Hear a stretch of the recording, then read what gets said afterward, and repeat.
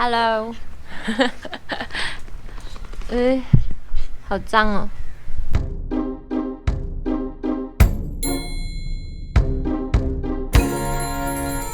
刚才在外面的灯光太暗了，刚淋完雨，骑到差不多整半个小时回来，所以我就去冲个凉，就想说有这么一个灵感来跟大家分享这么一期影片吧。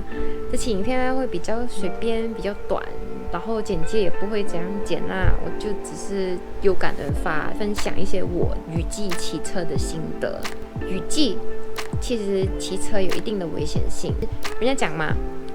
拜哥不怕雨，可是我觉得拜哥有装备才可以不怕雨。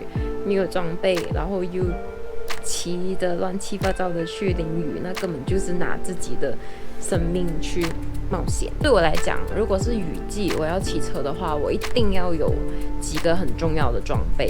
首先呢，什么牌子都好，一定要有一个白色下雨防水的喷雾。说我现在用的是100的这支啦，其他的牌子我不是很确定，因为我从第一次买我就买这支，然后用到现在都一直都很好用。我第一次去 touring 的时候，然后那时候还很新，我就没有这样子帮我的 helmet 的 visor 去防水，所以骑到一半，然后下很大的雨的时候，真的就是整个蒙到完了。我就是那种看不到路的情况下骑车，然后就真的是很危险，很危险。我过后才问人家，就讲有这种喷了在helmet上面，然后这个雨就会直接滑下来的，不会模糊掉你的视线的这个东西。我觉得身为一个 rider， 这东西真的很重要哎。说如果你是喜欢就是骑车，然后雨季的时候你也有去骑车的话，那我觉得第一样你一定要有的东西，一定是一个防水喷雾啦。然后我手脚会很冷啊，我骑车的时候，如果我的手套不防水的话，然后我的手就会皱到完啊。很冷，然后我就会 distract 掉我的注意力咯，因为已经下雨了，路又滑，然后 visibility 又比较低，所以如果我的手湿湿皱皱不舒服这样子，会让我骑车骑到有负担啊。那第三样我觉得会需要，如果有的话是最好的东西，就是雨衣咯。我在讲废话是吗？雨衣我用的是 Havik 的。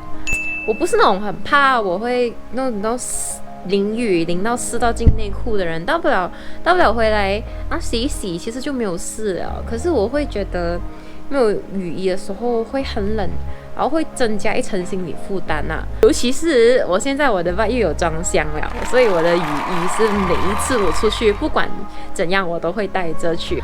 最后一个东西呢，就是 boots 啦。我买的我的这双 Falco 的 boots， 我骑出发，下雨就算真的是那种湿到没有穿雨衣，然后湿到进内裤湿的那种它都 OK 堵哦。鞋子防水也很重要啦，我很不喜欢我的手脚就是有养鱼的感觉，会有负担啦。说4样东西：头盔防雨的，防水手套。